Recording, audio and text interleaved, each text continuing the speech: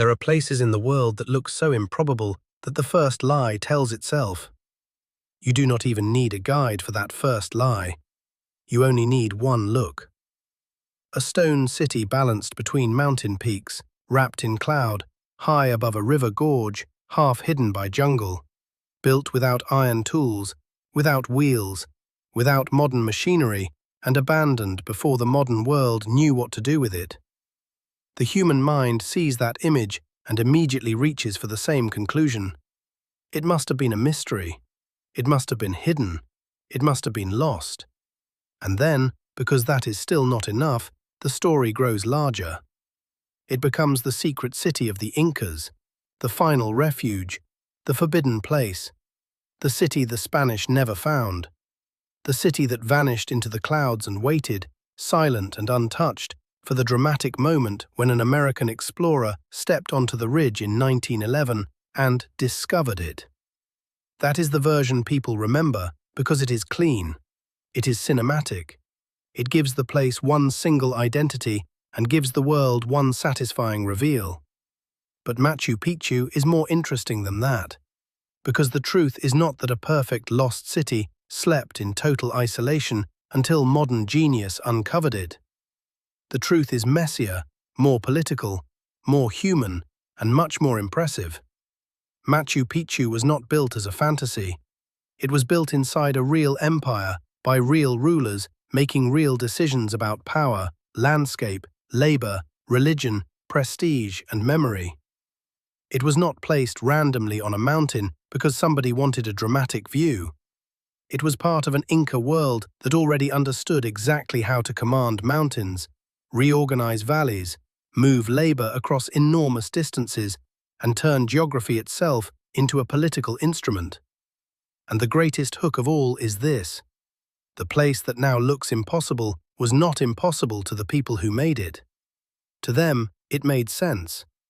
That is the real story, and once you understand that, Machu Picchu becomes less like a postcard and more like a revelation.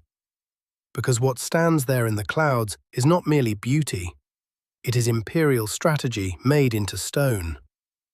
To understand Machu Picchu, you have to begin before the city itself.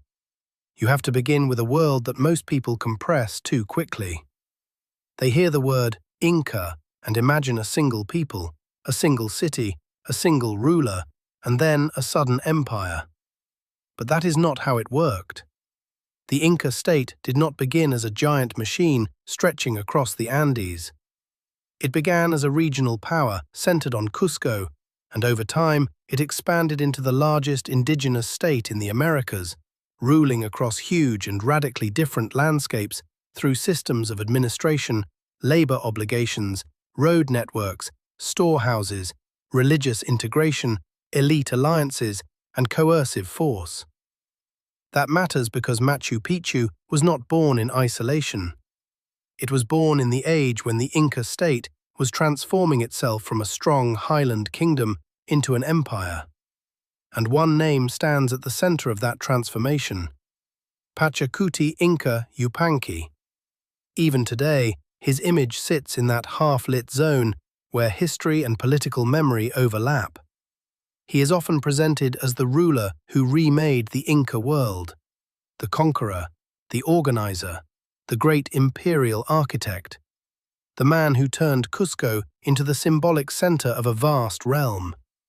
And although the exact chronology of his reign has been debated and refined, modern archaeological work still strongly links Machu Picchu to his era and to his political project.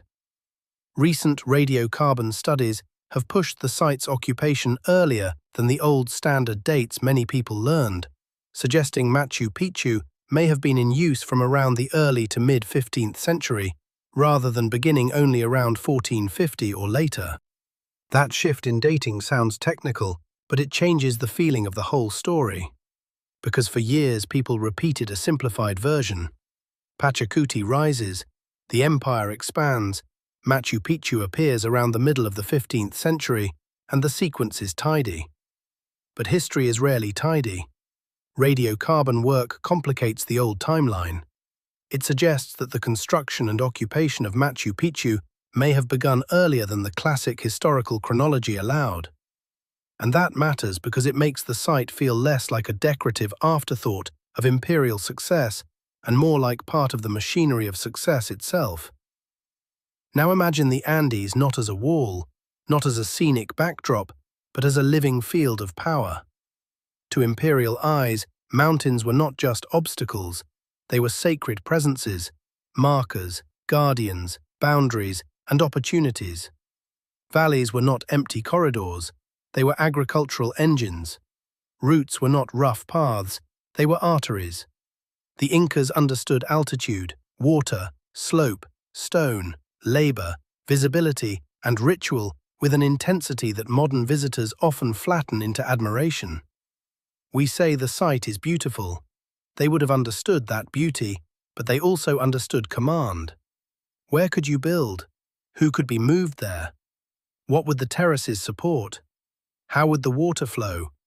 Which peaks framed the place? What rituals would the setting intensify? What message would this landscape send? By the time Machu Picchu was built, the Inca state had already demonstrated a staggering ability to engineer and administer mountain environments. Its roads and settlement systems linked highland, valley, and lower elevation zones, and Machu Picchu itself sits on the eastern slopes of the Andes at about 2,430 meters above sea level in a setting that connects the Andes and the upper Amazon basin. That location is one of the keys to the entire story. Because Machu Picchu is not simply high in the mountains. That phrase is too blunt. It sits in a very particular ecological and strategic zone. Not the dead cold emptiness of the highest peaks. Not the broad urban center of Cusco. Not the deep Amazonian lowlands. It sits in a transition space, dramatic, humid, fertile in ways that differ from the high plateau, difficult but not impossible to access, and visually overwhelming. That transition matters because imperial power often likes edges. Edges are useful. Edges can be productive. Edges can be symbolic. Edges can serve as thresholds between worlds. And for the Incas, who organized life through layered relationships between people, land, labor, lineages, and sacred geography, this was the kind of setting that could carry multiple functions at once. Which leads to the first major myth people need to let go. Machu Picchu was probably not the lost capital of the Incas, not the final seat of resistance, not their last hidden headquarters, not the place from which the empire made its final stand. That idea survives because it feels dramatic and because Hiram Bingham himself initially connected Machu Picchu to the search for Vilcabamba, the refuge of the Neo-Inca resistance after the Spanish conquest. But later scholarship and archaeology separated Machu Picchu from that role. The strongest modern interpretation is that it was a royal estate or palace complex associated with Pachacuti and his lineage, not the last capital of a dying empire. That is one of the most important corrections in the entire story, because the Romantic myth tells you that Machu Picchu matters because it was the final hidden chapter of Inca resistance. The historical reality suggests something different. It mattered because it was created at the height of Inca power, not in collapse, in control, not as a desperate hiding place, as an assertion. That changes everything. A refuge is built by fear. An estate of a ruler is built by confidence. A hiding place says, "We are being hunted." A royal complex says, "We decide where the world becomes magnificent." And once you see Machu Picchu that way, the architecture begins to look different. The terraces are not just practical, they are also performative. The ritual sector is not merely decorative, it is ideological. The stones are not only well cut, they are statements. Because empires do not only conquer with armies, they conquer with order. They make power look natural. They make hierarchy look inevitable. They make labor disappear into elegance. And few things in history hide labor as effectively as beautiful stone. To look at Machu Picchu today is to see the finished miracle. To understand Machu Picchu historically is to remember the unseen world behind it. The quarrying, the shaping, the hauling, the planning, the drainage, the terrace engineering, the water channels, the retaining walls, the constant need to stabilize a mountain that wants, by nature, to slide. The Incas built with extraordinary knowledge of stone and topography, and modern discussion of Machu Picchu repeatedly emphasizes not just its architecture, but its sophisticated adaptation to slope, water, and geology. The city's terraces, ramps, canals, and foundations were not aesthetic accidents.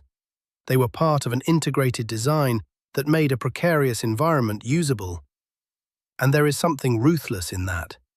Not ruthless in the cheap modern sense, ruthless in the imperial sense. This mountain would like to remain a mountain. The empire answers, no. It will become a place of ceremony, agriculture, residence, administration, and meaning. Stone by stone, the mountain is persuaded into obedience.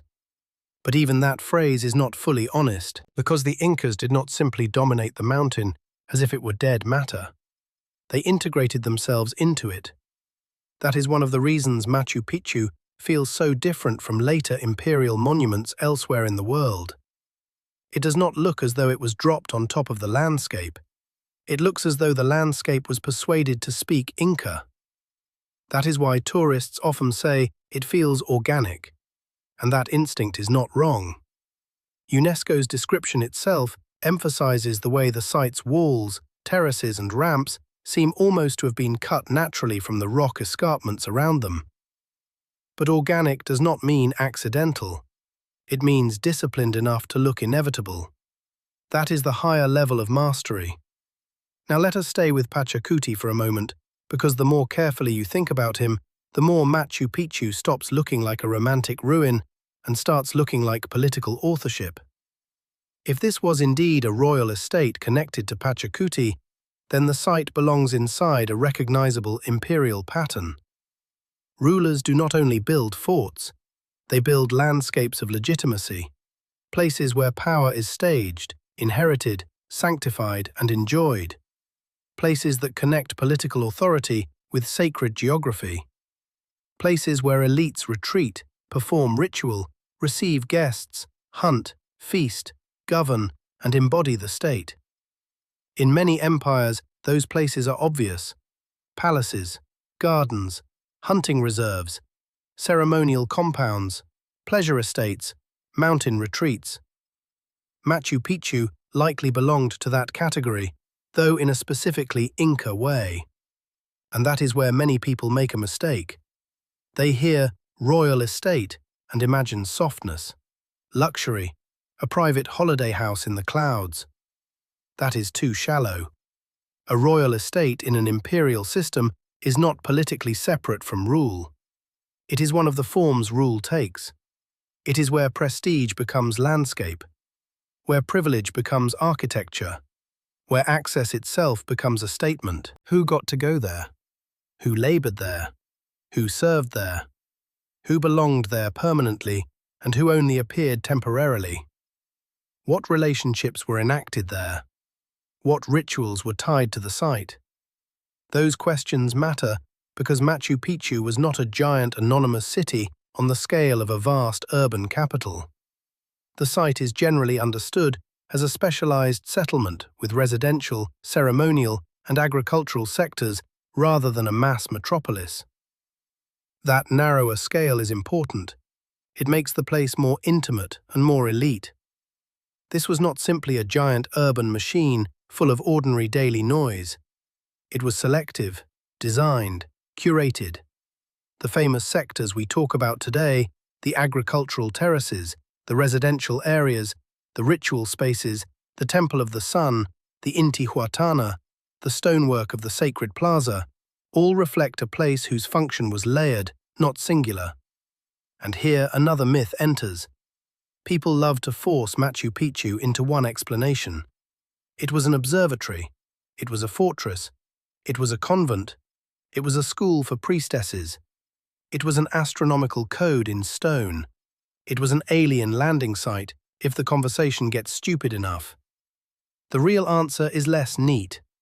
Machu Picchu appears to have been multifunctional. Elite residential, ceremonial, agricultural, and politically symbolic all at once. Scholars differ on emphasis, but the royal estate interpretation has wide support precisely because it explains why a site of this quality would combine prestige architecture, ritual features, and controlled access in such a powerful landscape. That makes the place harder to summarize, but easier to respect. Because real historical sites rarely exist to satisfy modern audiences with a single label. The Incas did not owe us a simple category. They built for themselves, and they built in a world where religion, governance, lineage, agricultural management, seasonal movement, and elite display were not cleanly separated. Now think about the people who lived and worked there. This is where the story gets quieter and more human. A place like Machu Picchu was not sustained by admiration. It was sustained by bodies that carried material, bodies that cultivated terraces, bodies that prepared food, maintained water systems, participated in ritual, served elites, and made the place function day after day. And this is where archaeology has chipped away at another old fantasy. For a long time, one of the most repeated ideas about Machu Picchu was that it housed a large population of chosen women, often linked in popular retellings to virgins of the sun. That interpretation was encouraged in the early 20th century by initial assumptions about skeletal remains. Later reanalysis of the human remains undermined that dramatic picture, showing the burial population was more mixed than the old story claimed. In other words, one of the most seductive myths about who lived there turned out to be built partly on misreading. And that is such a perfect Machu Picchu lesson. The place keeps producing exactly the sort of myths people want. A secret city, a last refuge, a hidden convent of chosen women, a place outside ordinary politics. And then archaeology keeps returning with the less convenient answer. No, it was a real place in a real state. Its beauty did not cancel its social structure. Its mystery did not cancel labor. Its mountain setting did not cancel hierarchy. Its cloud cover did not cancel administration. If anything, the cloud cover helped romantic people avoid the evidence. But the evidence stayed, and the evidence suggests not a fantasy community, but a functioning and socially complex settlement tied into wider Inca systems. Isotopic and bioarchaeological work has also suggested that some of the people associated with Machu Picchu may have come from different parts of the empire rather than from one single local population, which fits an imperial center drawing labor and service from broader networks. That detail matters enormously, because it turns Machu Picchu into something even more revealing. Not a sealed mountain bubble, a node in an imperial web. That is how empires work at their most effective. They gather talent, labor, ritual specialists, servants and dependents from multiple regions. They make distant people sustain central prestige. They turn geography into administration. The mountain looks isolated to us because we arrive with a tourist's eyes. The empire did not see it that way. The empire saw roots, obligations, resources, movement, ceremony. Now we come to conquest, and this is where the story becomes sharply strange. Because one of the most famous facts about Machu Picchu is that the Spanish never really turned it into one of the major colonial ruins of memory. It was not transformed into a cathedral city.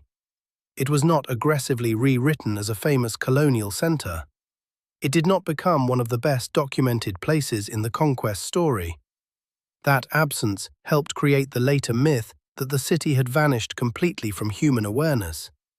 But the truth is subtler. Machu Picchu seems to have been abandoned in the 16th century, probably within the larger dislocations of the Spanish invasion, civil war, epidemic disease, and the collapse of Inca political structures, though the exact reason for abandonment remains uncertain. Some summaries note that water stress may also have been a contributing factor. but no single explanation fully resolves the question. That uncertainty is important because people always want an ending.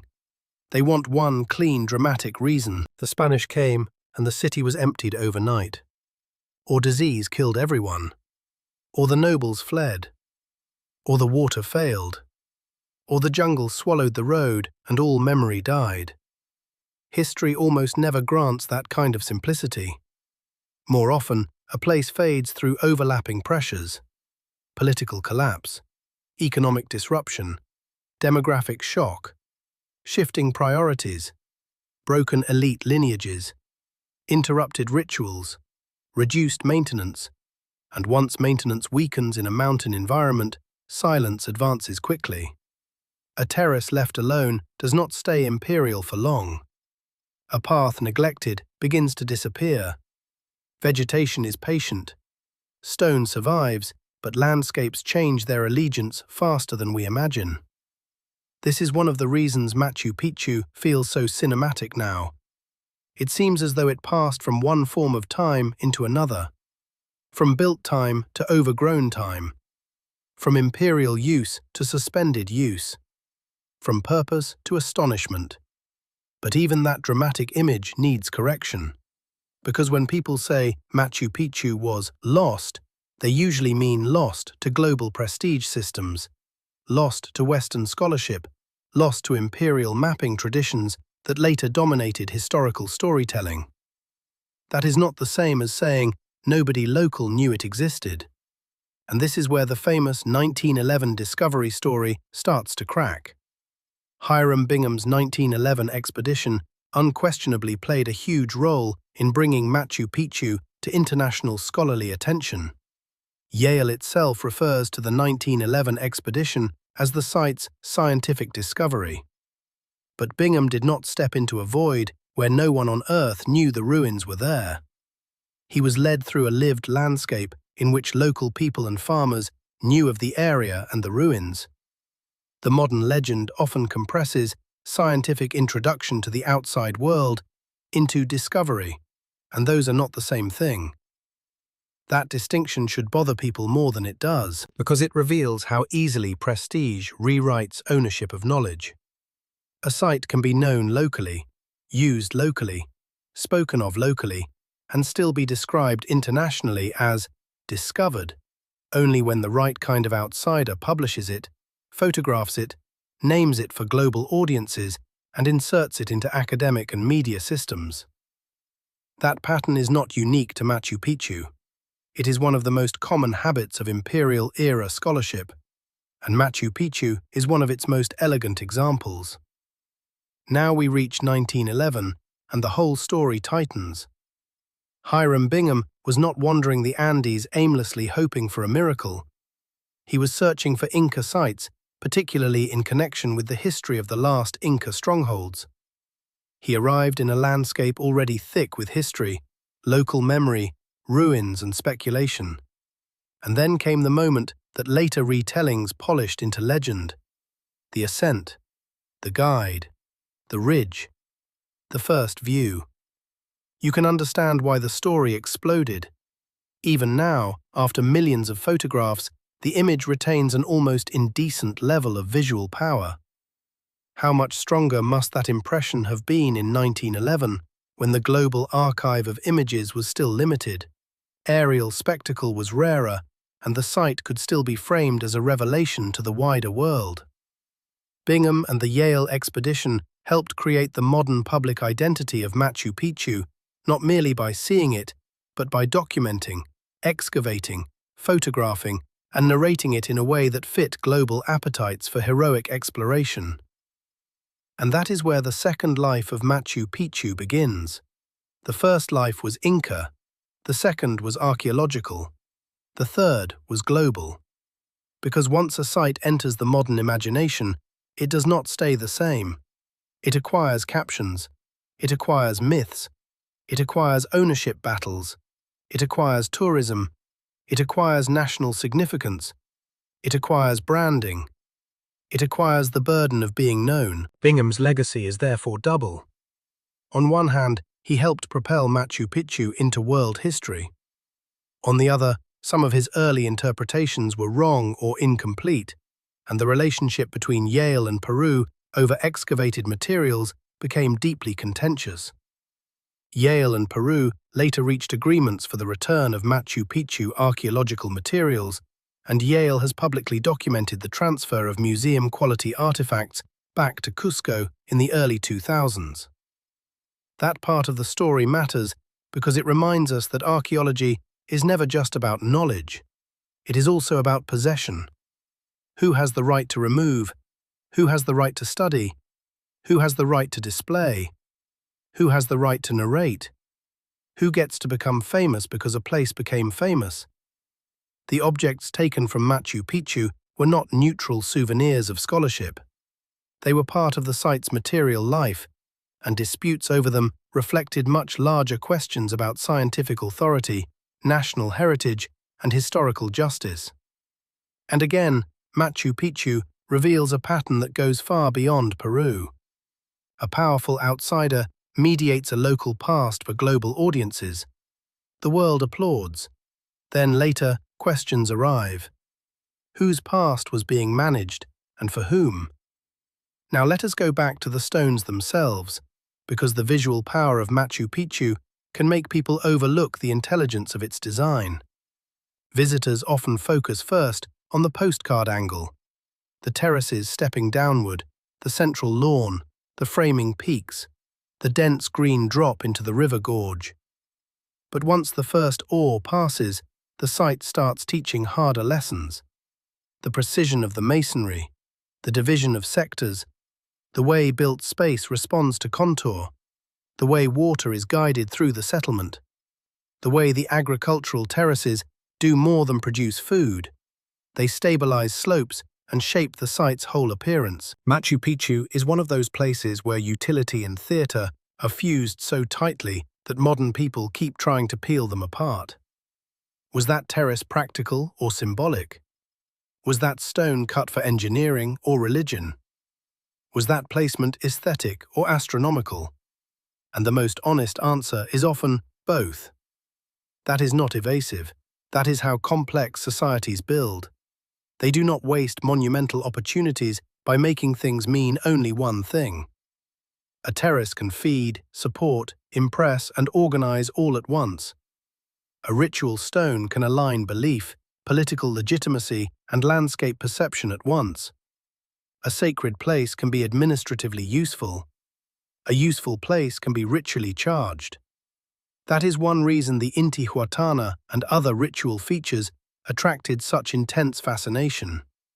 The site undeniably includes ceremonial architecture, but the older public habit of treating Machu Picchu as only an observatory or only a mystical sacred device does not fit the broader archaeological interpretation of the settlement as a mixed royal, residential, and ceremonial center. And now we arrive at a deeper question. Why here exactly? Why this ridge? Why this dramatic and difficult location instead of a more accessible, more practical, more ordinary place? Because ordinary would have failed the point. If Machu Picchu was linked to royal authority, sacred geography, and elite experience, then difficulty was part of the value.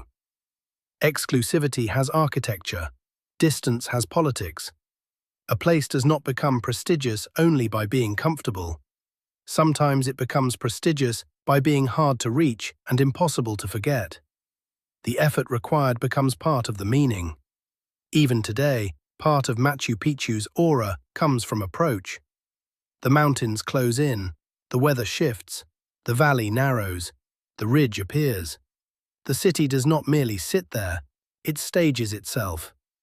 That kind of staging is not trivial. Rulers throughout history have understood that the route to power can be designed as carefully as power's final chamber. The Incas were masters of spatial drama, and Machu Picchu still works on modern minds because its sequence remains effective. Approach, disorientation, reveal, scale, silence, recognition. Now think again about the phrase, "lost city in the clouds." It works so well because every word flatters the viewer. Lost suggests romance. City suggests scale. Clouds suggest mystery, but each word also distorts. Lost to whom? City in what sense? Clouds in what season, at what hour, under what atmospheric conditions, in what storytelling register? This is not nitpicking. It is the core of historical honesty. Machu Picchu's fame was built partly by language that simplified it into a dramatic object for outsiders. And once that language took hold, it became very difficult to dislodge. Even now, many people still imagine that the Spanish spent years desperately searching for this exact ridge and somehow failed. Or that Machu Picchu was the ultimate anti-colonial hideout. Or that no local people remained connected to its existence before 1911. The legend of the place is sticky because the image is sticky. The facts are harder because they ask you to surrender the fantasy of one perfect reveal. But the facts are also richer, because instead of one magic answer, you get several real historical forces converging. Imperial ambition, sacred landscape, architectural brilliance, partial colonial disconnection, local continuity of knowledge, archaeological mediation, international publicity, national heritage politics, and modern tourism.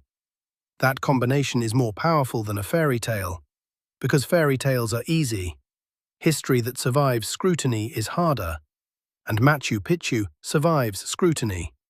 In fact, scrutiny makes it more impressive. Take the dating issue again. At first, that sounds like an academic adjustment only specialists care about, but it changes the emotional charge of the site.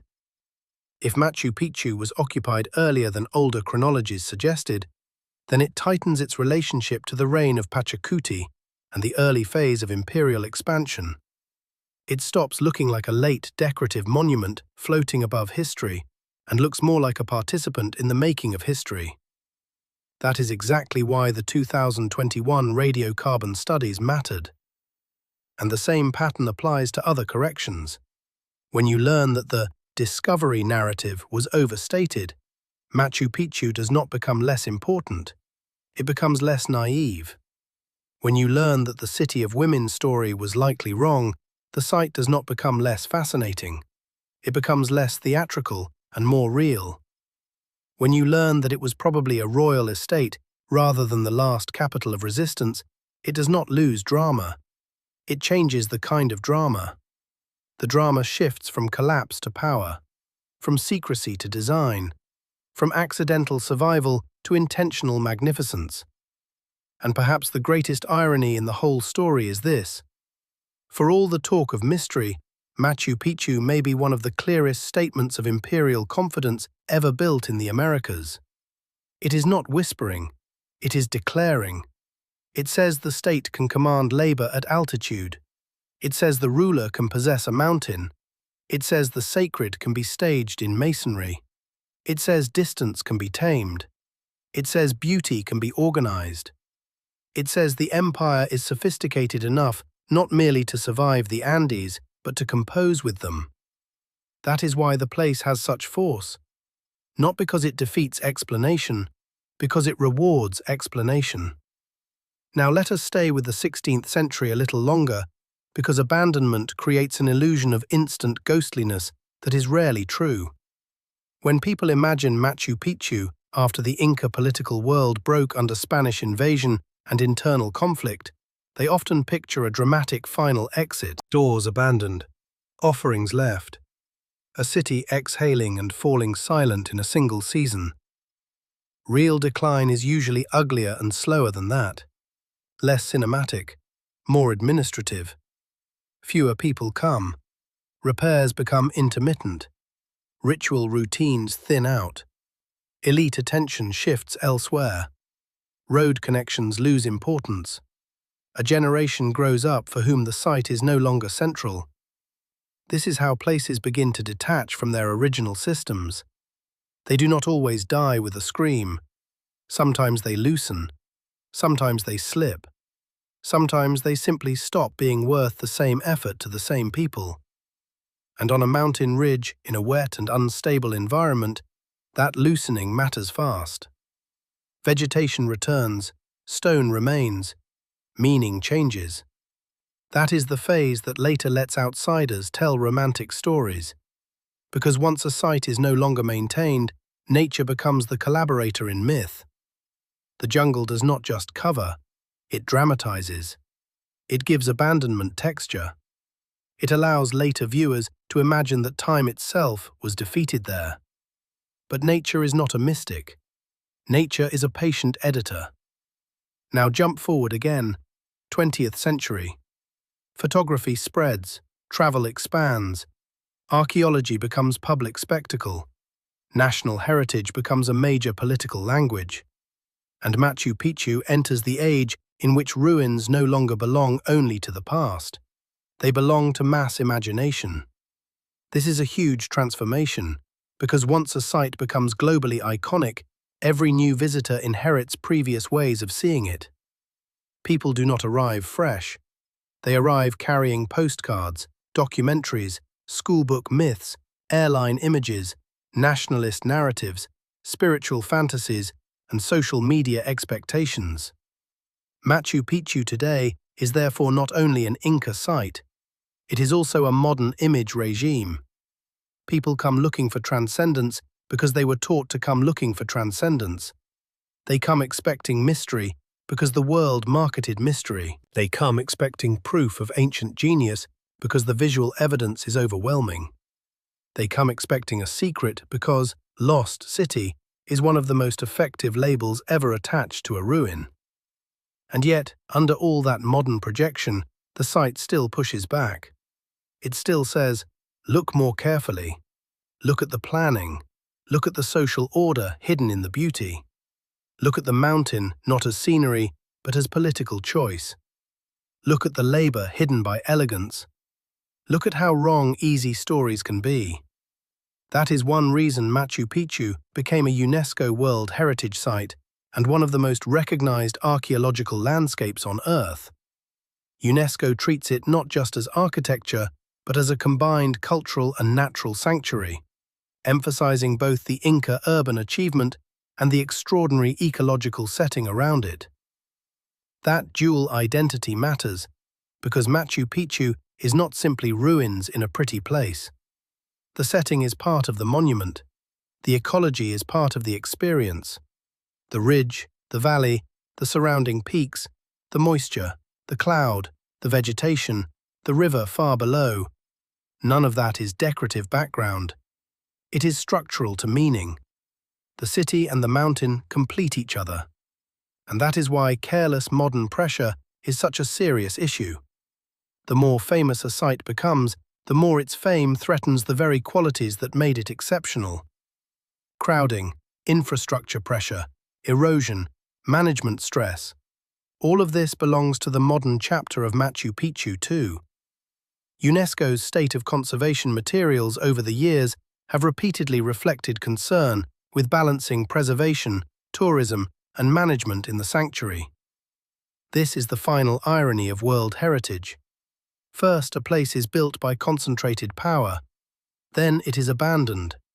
Then it is romanticized. Then it is reclaimed. Then it is globalized.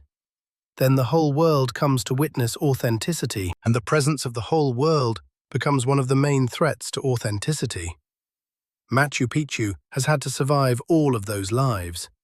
Imperial life, abandoned life, archaeological life, national symbol life, tourist icon life, and still it holds. Not unchanged. Nothing that famous remains unchanged. But still legible, still commanding, still able to make people feel, within seconds, that they are standing before something too improbable to be ordinary. That first feeling is real. It is the interpretation that needs discipline. So let us discipline it. Machu Picchu was not a magic city dropped from nowhere. It was built by the Incas during the height of their power, very likely in connection with Pachacuti and his royal project. It was not simply a fortress. It was not simply an observatory. It was not simply a monastery of chosen women. It was not simply the last capital of resistance. The best supported view is broader and stronger, a royal estate and ceremonial center integrated into a wider imperial world. It was not utterly unknown until 1911. Hiram Bingham's expedition made it famous to global scholarship and media, but the site was not absent from local knowledge before that moment. Its abandonment is still not reducible to one perfect cause. The collapse of Inca political order under Spanish conquest is central context, but the precise mechanism of decline remains uncertain. Its legend as a lost city in the clouds contains truth only if you use those words carefully. Lost to imperial maps, perhaps. Lost to global historical consciousness for a time. Lost to the systems that decide which places count as world history, but not lost in the childish sense that nobody knew, nobody remembered, nobody lived nearby, and then one heroic outsider pulled back the curtain. That version is too flattering to modern myth-making and too dismissive of local reality. And that is why Machu Picchu is such a useful historical site. Not only because it is beautiful, because it teaches people how badly beauty can distort judgment. People see beauty and rush toward mystery. They see complexity and rush toward legend. They see cloud and think secrecy.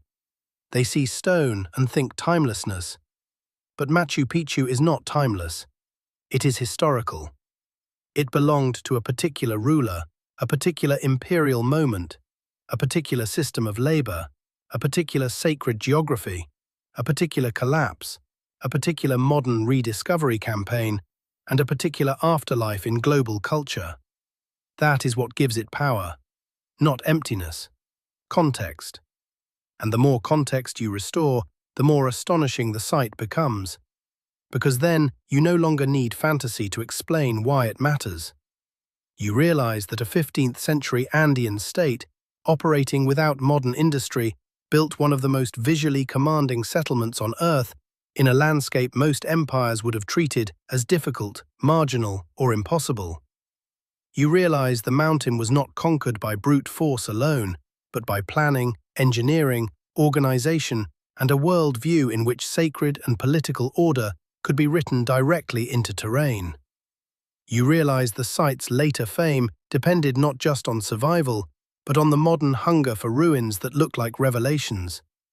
And you realize that even now, after more than a century of scholarship, Machu Picchu remains one of those rare places that grows larger as the myths around it get smaller.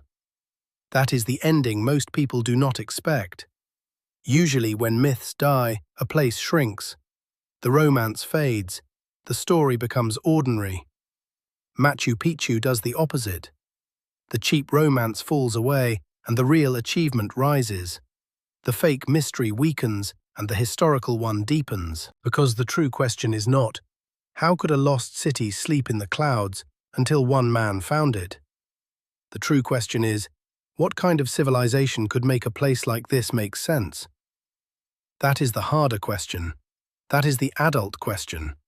And that is why Machu Picchu still matters. Not as a postcard of the impossible, as evidence. Evidence of state power, evidence of engineering intelligence, evidence of sacred geography turned into architecture, evidence of how empires shape mountains, evidence of how modern fame rewrites old places, evidence of how archaeology corrects the stories people most want to believe. And above all, evidence that historical truth does not make wonder smaller. It makes wonder worthy of respect. So yes, Machu Picchu is a city in the clouds, but not because clouds hide the truth, because the truth had to climb high enough to get there.